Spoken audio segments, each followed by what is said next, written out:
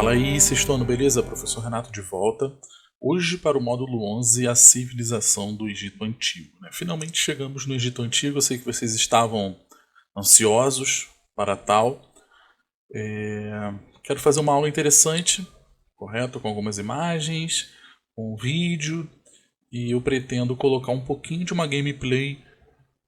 Gameplay acho que é um exagero falar, né? Eu vou abrir o jogo do Assassin's Creed Origins, que remonta ao Egito, uma parte do Egito. E acho que vai ser interessante demais para que a gente possa visualizar algumas questões relacionadas. No mais é isso. Já sabe que clicando ali na Gretchen vai para o nosso canal, vai lá, fica mais fácil para assistir os vídeos. Beleza? Bom, a origem do Egito Antigo, então. Quando, onde, são as primeiras perguntas a serem feitas, apesar do fato de que a gente vem conversando sobre o continente africano e falando sobre a sua diversidade, falamos sobre todas as riquezas culturais e naturais do continente africano. É interessante para que a gente também observe o maior império, correto, que é um dos impérios mais antigos e o maior império, sem dúvida, do continente africano. Quando, mais ou menos, de data 5.000 anos antes de Cristo, quando começa a florescer a civilização egípcia e até alcançar o seu grande auge, vai embora, chega até depois de Cristo, mas lógico com muitas mudanças relacionadas na questão cultural, na questão social e política. Bom, onde? Na África, em uma região próxima ao Rio Nilo, e aí o Rio Nilo ele é o fundamental para que a gente observe essa primeira grande civilização agrária do mundo, uma das primeiras civilizações agrárias no mundo, quando você tem um rio que vai gerar uma dádiva ao Egito. Então é muito comum a frase que o Rio Nilo é a dádiva. O Egito é a dádiva do Rio Nilo. Bom, é mais ou menos isso. Tá? Processo de unificação política. Então a gente precisa entender, correto? Aqui temos um mapinha. Então seria interessante você observar se a gente pudesse conseguir fazer algo deste tipo. Tá? Então, você está vendo que o Rio Nilo ele é um rio diferente. Ele tem a sua nascente aqui embaixo, não é muito comum, lá para a Etiópia. E ele vai subindo, subindo, subindo. E chega até o Mediterrâneo, correto? Aqui no delta do Rio Nilo, quando ele abre e você tem vários deságuos aí no mar Mediterrâneo.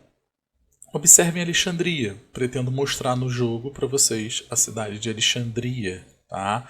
Pretendo mostrar também as pirâmides, as 3 pirâmides interessantes, como a Mequerinos, Kefren e a Quéops. Beleza? Vou mostrar a maior. E vou dar um pulinho na Esfinge também, que não custa estar ali pertinho. Acho que são 3 áreas interessantes para que a gente possa observar. Mas tem um templo de Luxor também no jogo. O jogo ele é bem interessante nesse sentido, nessa recriação do Egito Antigo. E é algo muito surpreendente. Bom, voltando para a questão política, primeiro a gente precisa entender que esses locaizinhos pequenininhos surgiram como nomos. Tá? Esses nomos, que eu vou falar melhor no nosso encontro online, vou bater mais ainda sobre a questão dos nomos, são unidades administrativas que inicialmente eram independentes. Tá? Um grupo humano chegou ali próximo ao rio, lógico, porque é a sobrevivência, e vai acabar se instalando e fazendo como se fosse um governo próprio desse nomos. Tá? E vai ter o governador chamado de nomarca. Acho que não é muito difícil relacionar nomos e nomarca. Nomo, unidade administrativa, nomarca, o administrador. Com o passar do tempo, os nomos foram ficando mais fortes. E, lógico, eles eram vizinhos, então compartilhavam cultura, compartilhavam parte cultural, parte social, política, trocas.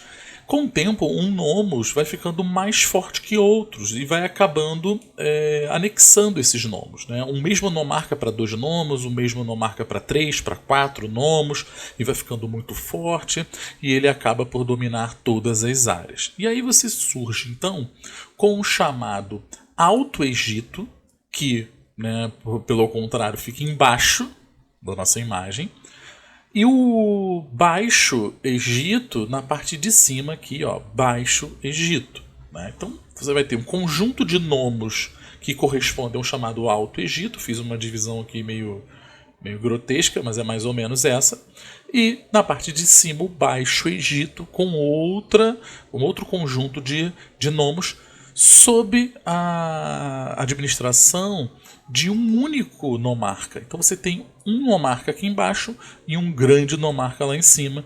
E aí, lógico, eles vão entrar em guerra.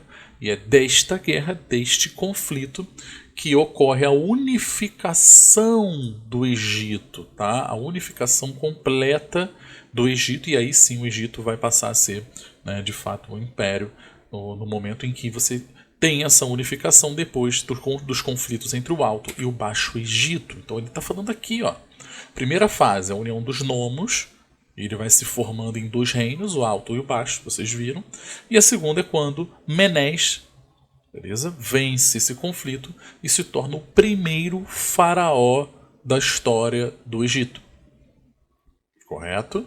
Bom, é mais ou menos isso que a gente precisa entender para iniciar o nosso módulo de Egito Antigo. Aqui do lado observamos símbolos, escrita, os hieróglifos, muito característicos do Egito Antigo, vocês já devem ter esbarrado por aí, e assim como o corpo humano e cabeça de animal, que também faz parte da característica religiosa que vamos falar mais para frente. Bom, aqui do lado, pirâmide, a esfinge, não tem muito mistério.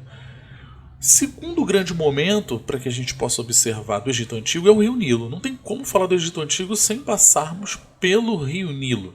Tá? Então as margens ficavam fertilizadas com humus e propícias à agricultura. O que acontece?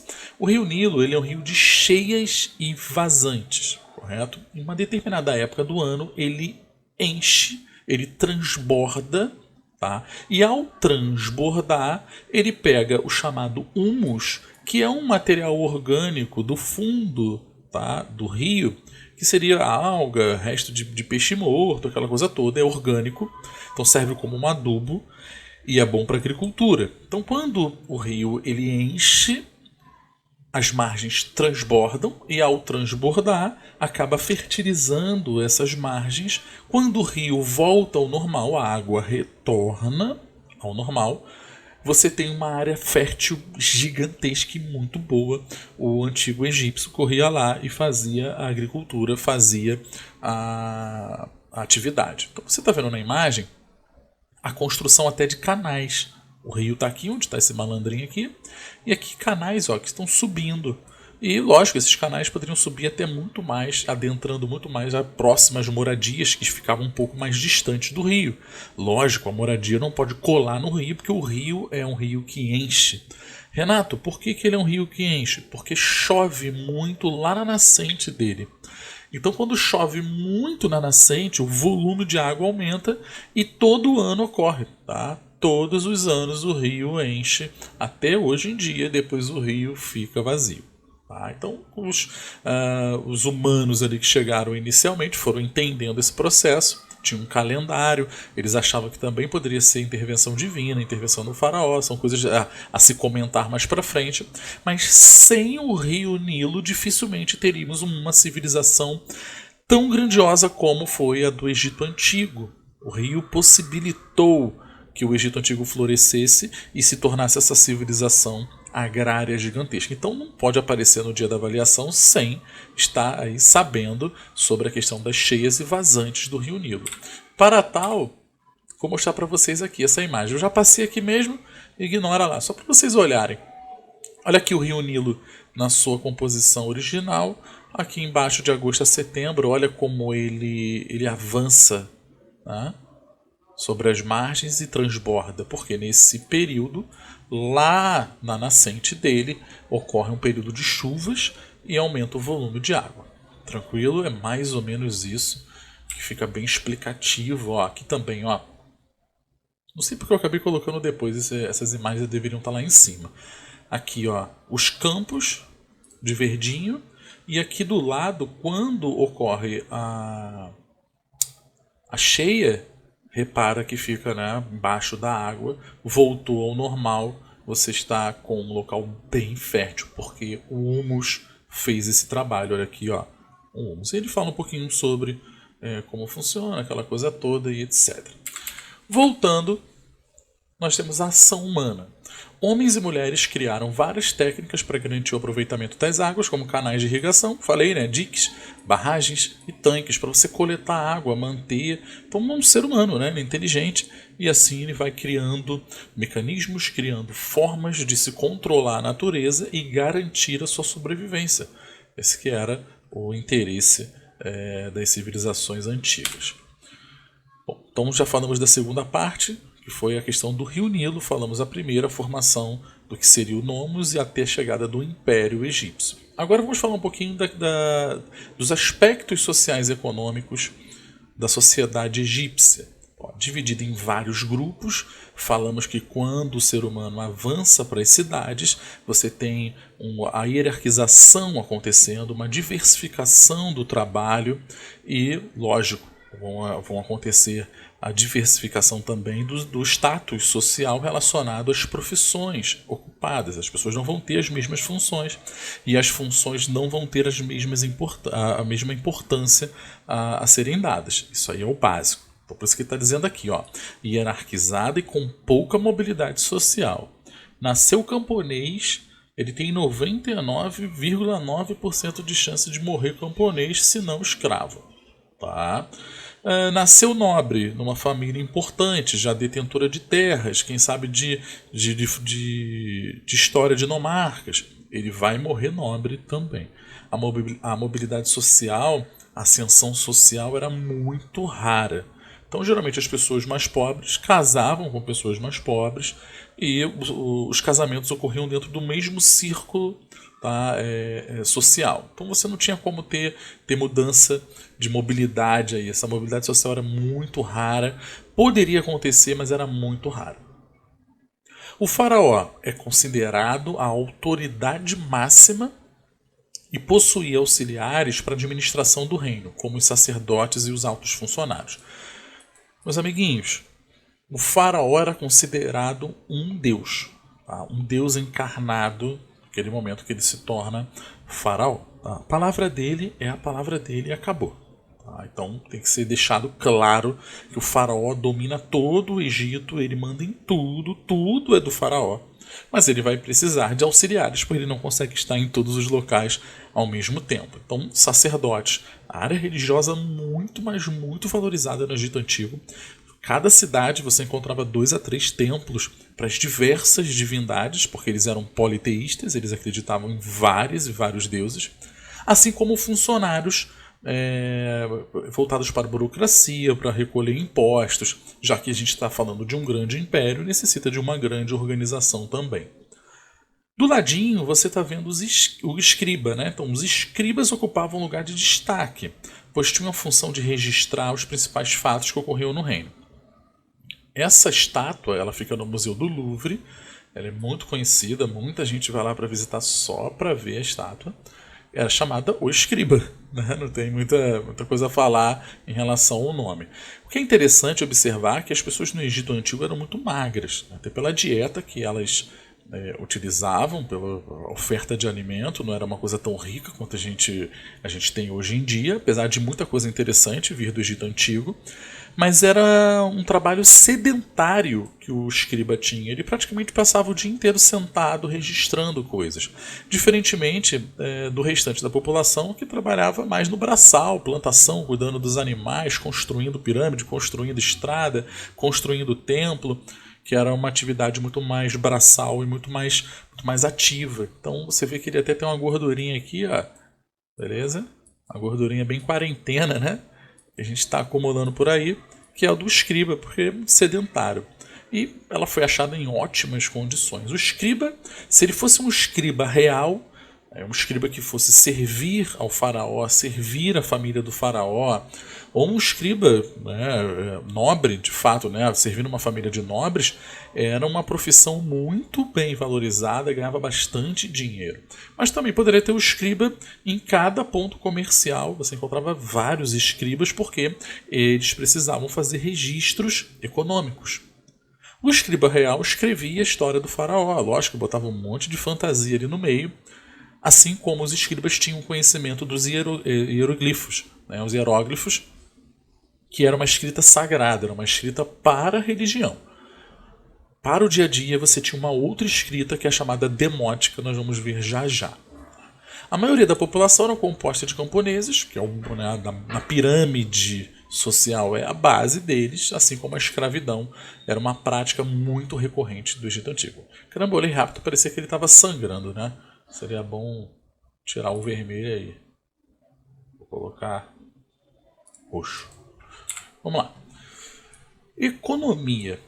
Principais atividades econômicas, já deu para perceber, agricultura, comércio. Agricultura sendo a base, criou-se muita agricultura, sobrou, logicamente, o comércio vai existir por consequência.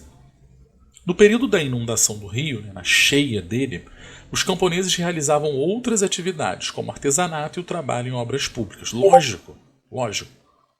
Não tem como, no período de cheias, ele plantar. No período de cheia, ele não planta. Ele vai cuidar dos animais, como sempre, e vai realizar essas outras funções como foram citadas ali. Trabalhos, artesanato, obra pública, construção das pirâmides. Beleza? Os artesãos fabricavam vários objetos, joias, esculturas, pinturas, e também produziram o vidro. Então você começa a ter uma efervescência, um aumento de um interesse muito grande sobre os adornos, sobre bijuteria, sobre tintas, sobre objetos, sobre, de forma geral, decorativos, que começa a movimentar uma vida econômica muito forte no Egito.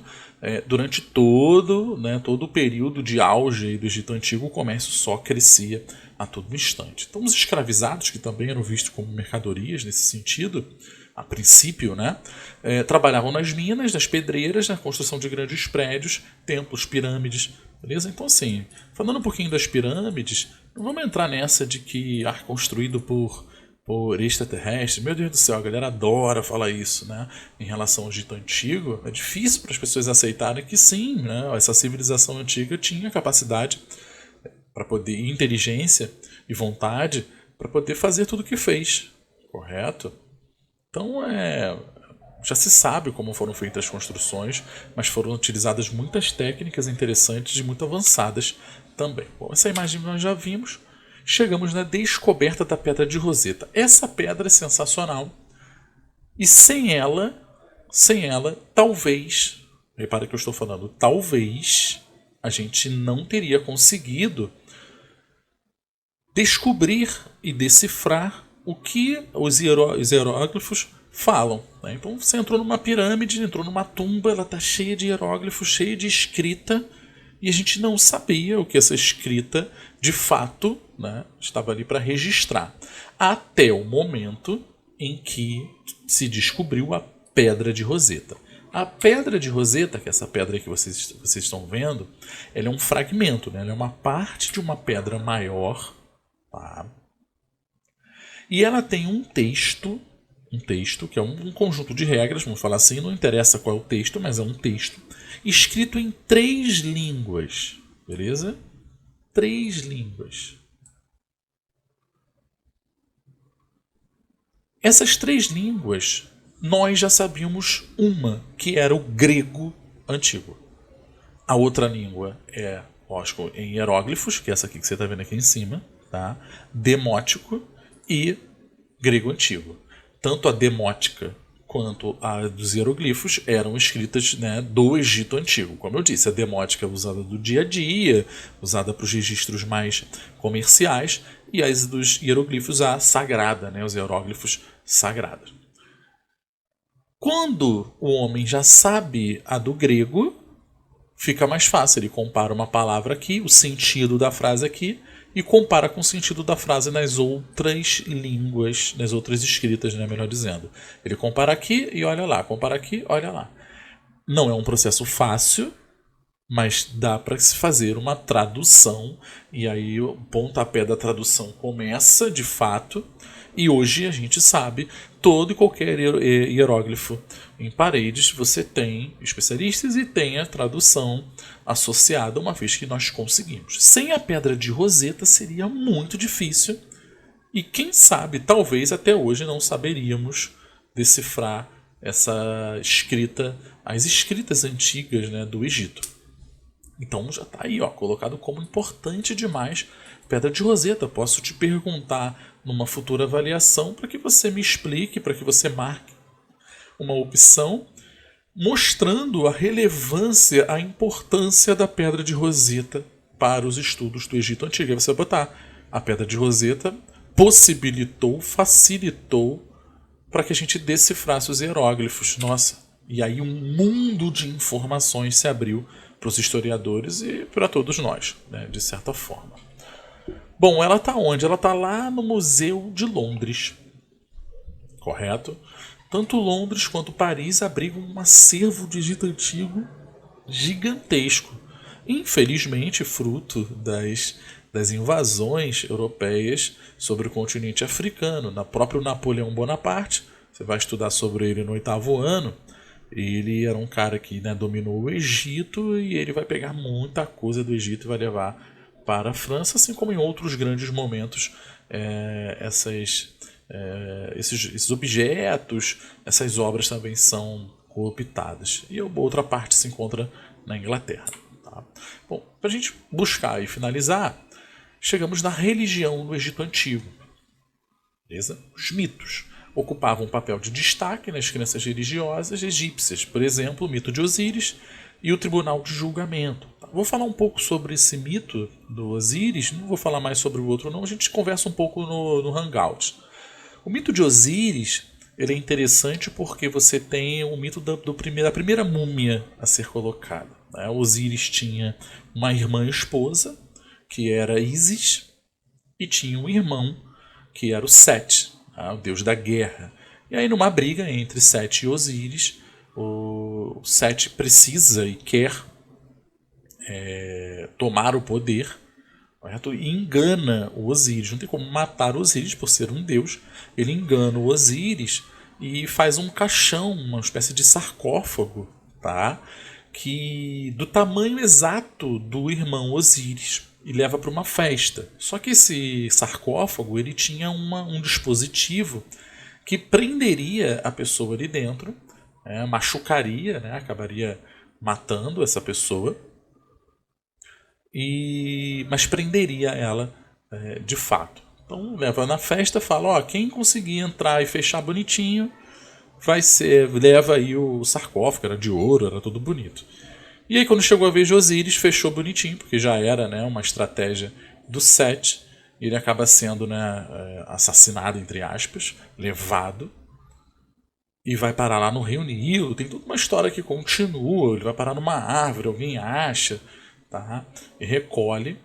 E depois que ele recolhe, o Sete, né, depois que ele é achado, o Sete descobre novamente, vai lá e corta em pedaços o corpo do Osíris e espalha pelo Egito. Então a irmã esposa dele, a Ísis, né, junto com Horus, que era o filho, sai numa busca pelas partes do corpo do Osíris e vai juntando essas partes, enfaixando, fazendo o processo como se fosse de mumificação. E aí então Osíris volta à vida. Né? Aí Osíris vai ter, entre aspas, duas vidas. Né? Ele volta à vida no mundo dos vivos e ele vai ter sim uma vida no mundo dos mortos. Tanto que ele passa a ser um deus também de relevância grande no mundo dos mortos. É a chamada primeira múmia. Tanto que Horus participa muito desses rituais, né, sempre lembrado bastante assim como o próprio Osíris. Agora, esse é um dos mitos, lógico que podem existir outros. Tá? Aqui do lado eu selecionei uma imagem que mostra o tribunal do julgamento. Olha aqui o coração. O coração e a pena. Tá? Eles acreditavam que quando a pessoa viesse a morrer, ela entrava numa fila muito grande e quando chegasse no tribunal, ela colocaria o próprio coração numa balança e no outro lado a pena. Né? E aí o coração deveria, não poderia ser mais pesado do que a pena, deveria ser um coração puro, uma pessoa que foi bondosa, o coração não seria pesado. Era assim que eles imaginavam e essa aqui é a representação de Horus. Tá? Então, no Hangouts a gente fala mais um pouco sobre. Então, características gerais. Politeísmo, são vários deuses. Antropoformismo, gente, é homem. Morfismo, né, de morfar, de mutar. Então, você tem deuses com características humanas. o Deus tem ciúme, aquele outro Deus é invejoso, aquele outro Deus é amoroso, aquele outro Deus tem características humanas, sentimentos humanos. Não é só aparência humana. Tinha aparência humana também, mas isso dentro do conjunto religioso deles, por favor, mas também sentimentos humanos. Um Deus não era só bom, assim como o outro Deus não é só ruim. Não existia esse 880 em relação às religiões antigas. Aquele Deus poderia ser bom em alguns aspectos e poderia ser ruim em outros. Então, aqui características humanas. E o zoomorfismo. Zoo, tu já sabe que é animal. Olha aqui, olha o Horus. Ele tem corpo humano e ele tem cabeça de animal. O zoomorfismo mostra o quê? Essa mistura.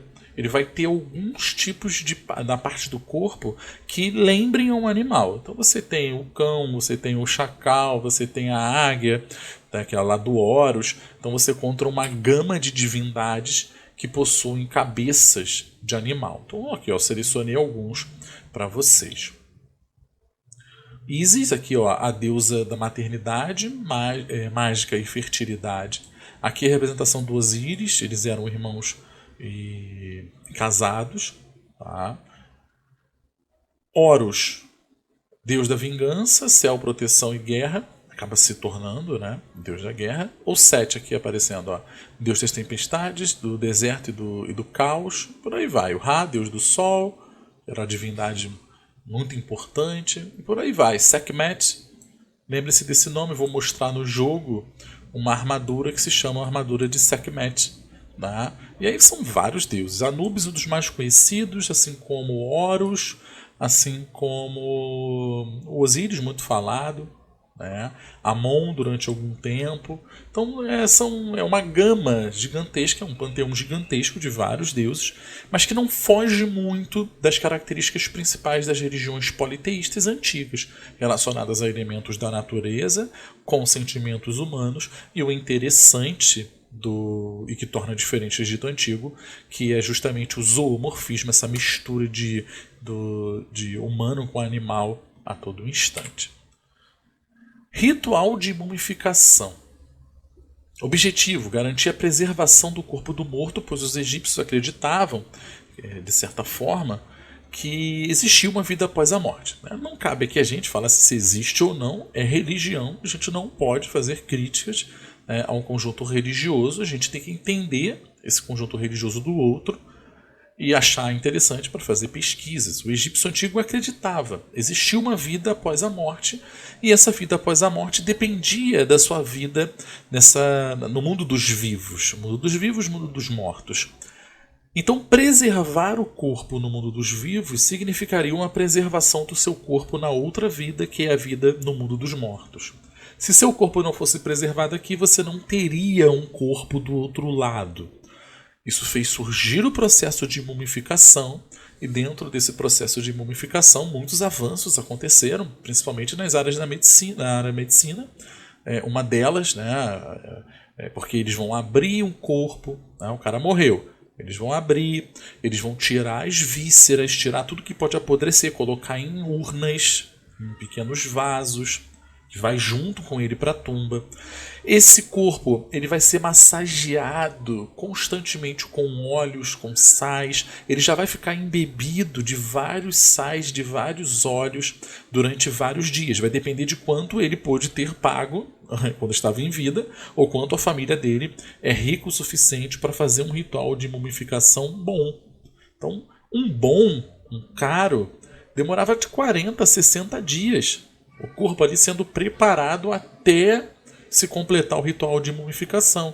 Se o dinheiro era mais curto, o ritual demorava muito menos. Então talvez essas múmias não tenham chegado em bom estado até hoje para nós. Outras múmias, por exemplo, de faraó, de nobres, de sacerdotes, são múmias que até hoje elas foram encontradas em ótimas vias aí de conservação. Então o que eles continuavam nesse processo? Eles quebravam, eles enfiavam algum tipo de instrumento pelo nariz, tá, daquela pessoa que já estava morta, por favor, e tentava quebrar o crânio para sugar o cérebro, para o cérebro sair. Eles tentavam tirar as partes que poderiam vir a apodrecer. Eles não julgavam o cérebro como sendo uma área muito importante. Então, muitas das vezes era descartado. O coração não, logicamente, ficava, né, dentro desse processo ritual, porque vai ter o julgamento lá do Horus. Mas muitas das outras coisas eram retiradas e colocadas em urnas. Então, enfaixava o corpo, esse linho, né, que vai ser enfaixado. Eles colocavam também dentro da barriga, porque, né, retiraram muitos órgãos, ficava um buraco, eles precisavam preencher. Fazia o preenchimento, colocava um monte de sais de bebidas e enrolando a fim de preservar. Lembro de múmias, chegamos a ver, tá? Infelizmente lá no Museu que Pegou Fogo tinha o maior acervo de Egito Antigo da América Latina. Dom Pedro II, o imperador, era um aficionado por Egito Antigo e ele comprou essa coleção e infelizmente boa parte dessa coleção se perdeu nesse incêndio. Nós tínhamos acho que 3 múmias ou 4 múmias, lá gato múmia, por exemplo. E era interessante porque você via cabelo, você via unha. O cabelo e unha continua a crescer depois que a pessoa morre, depois de um tempo, né? Até um tempo continua a crescer. Então você vê uma múmia meio que com as unhas bem grandes, o cabelo bem grande, é uma coisa meio horripilante, mas é interessante de se visualizar. Aqui um exemplo, um crocodilo múmia. Aqui é a abertura do sarcófago do faraó menino, Tut, né? O Tutankhamon, que foi uma das maiores descobertas, porque foi tudo achado intacto pela primeira vez mesmo. De fato, não tiveram roubos anteriores à tumba dele. E ele já era um faraó conhecido e estava perdido, porque as pirâmides que serviam para abrigar o corpo do faraó foi para um faraó de fato, né? E no auge do Egito Antigo. Ao longo da história do Egito, nós tivemos milhares de faraós. E aí ficaram perdidos lá no Vale dos Deuses, porque a tumba também tinha que ser meio que escondida, porque as pessoas poderiam entrar e roubar, uma vez que, se fossem ricos, esse corpo mumificado viesse de uma família rica, principalmente faraó ou nobres, ele era colocado lá com todos os seus pertences, praticamente, com muito ouro, com muitas joias. Então tinha a galerinha que queria roubar. O ser humano aí não está de bobeira desde sempre. Chegamos no fim, atividades são essas. Vou dar um pause aqui no vídeo e vou abrir o jogo para que vocês possam ver as 3 áreas que eu comentei. Tá? Só um minutinho, já volto. Pessoal, acho que voltou a gravar aqui, tá? Não sei como está o áudio, tá muito alto aqui no meu ouvido, não sei nem se vocês estão me escutando. Mas assim, para vocês verem mais ou menos aí o início da telinha do jogo, vou fazer um corte e vou voltar já lá dentro. Acho que é melhor. Bom, fala aí pessoal, tô de volta. Deixa eu baixar um pouco o som do jogo, porque eu tô com medo de que vocês não consigam escutar a minha voz, tá? Vou baixar um pouquinho, que acho que não custa.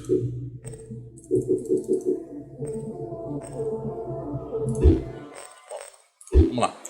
Aqui, a cidade de Alexandria, vocês deram uma olhada no mapa, cidade de Alexandria, como eu comentei lá nos slides. Dá uma olhadinha no gráfico. As pirâmides ali lá atrás, ó.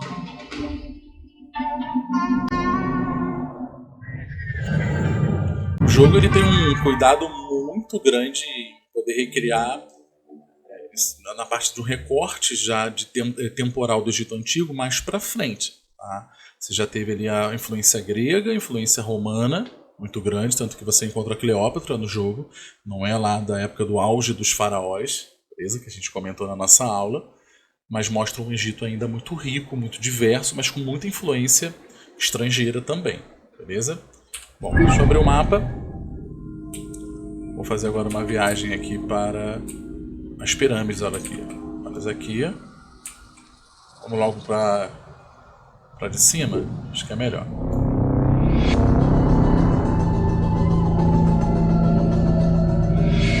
Olha ali embaixo, ó, o processo de mumificação demorando de 40 a 70 dias e até 300 kg de natrão, que era o item, né, pra poder fazer pra secar mais o corpo, né, tirar a água do corpo. Bom, essa aí é a maior pirâmide do Egito Antigo. É pequenininha. Vamos dar uma olhada no visual aí.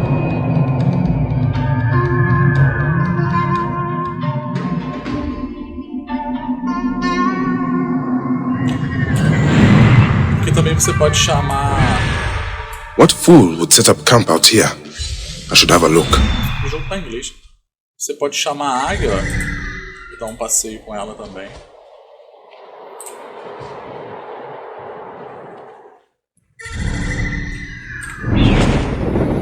Eu queria achar agora a esfinge.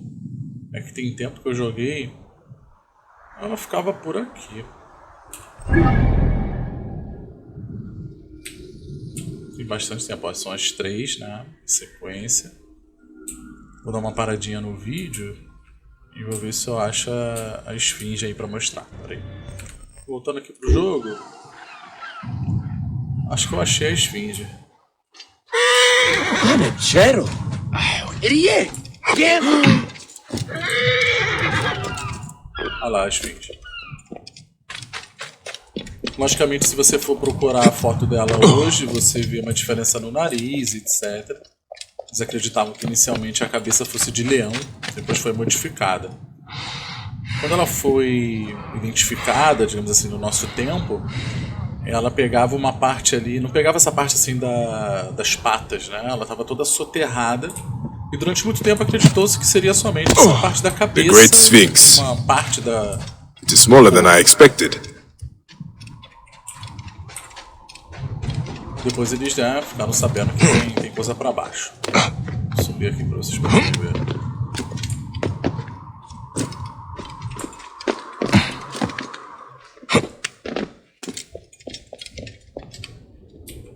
Tinha como... Agora eu esqueci, tá no modo de tirar fotografia. Mas tudo bem. Foi esse, né? Foram as pirâmides, a cidade de Alexandria. Esfinge. Acho que foi isso, né? Deixa eu ver se eu mostro um pouquinho do combate. E olha lá. Acho que eu vou morrer.